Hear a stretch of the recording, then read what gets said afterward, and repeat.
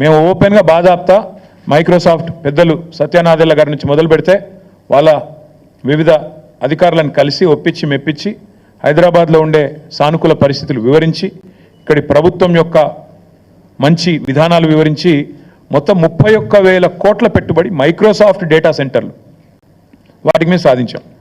ఈ ముఖ్యమంత్రి గారి పరిజ్ఞానం ఎంత అంటే వీటిని నిన్న ఆయన విడుదల చేసిన దానిలో మైక్రోసాఫ్ట్ డేటా సెంటర్లను ఆయన ఏం విడుదల చేసిండు నిన్న లిస్టులో అదాని డేటా సెంటర్. ఇక ముఖ్యమంత్రి గారు ఎట్లాంటోడంటే ఈయన పాపం ఈయనకు తెలియదు. ఇదివరకు కూడా ఒకసారి ఇట్లే మాట్లాడిండు. సత్యనాదెల్లా అని ఉన్నాడు, ఆయన ఎవరా విప్రో సీఈఓనా అని మాట్లాడిండు. ఇప్పుడు కూడా గంతే.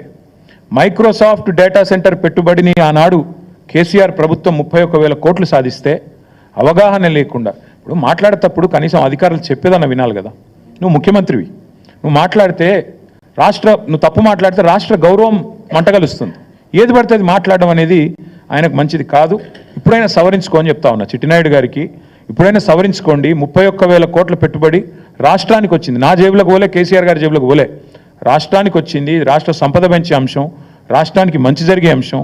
దీనివల్ల మైక్రోసాఫ్ట్ వచ్చిందంటే తర్వాత అమెజాన్ వచ్చింది, అది ఇంకా 36,000 కోట్ల పెట్టుబడి, $4.7 బిలియన్ పెట్టుబడి.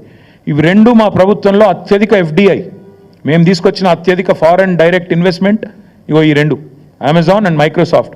ఒకటి 31,000 కోట్లు, ఇంకోటి 36,300 కోట్లు. ఈ రెండు కలిపితేనే 67,000 కోట్లు. అంటే ఇది మా ప్రభుత్వం సాధించిన ప్రగతి.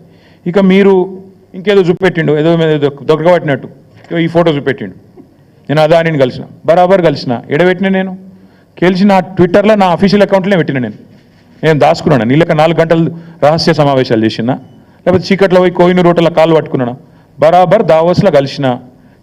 తర్వాత ఏం చేసినాం, ఒక ప్రపోజల్ ఇచ్చిండు, యోగి ఈ పని చేసినాం మేము. కేసీఆర్ రిజెక్ట్స్ అదాని.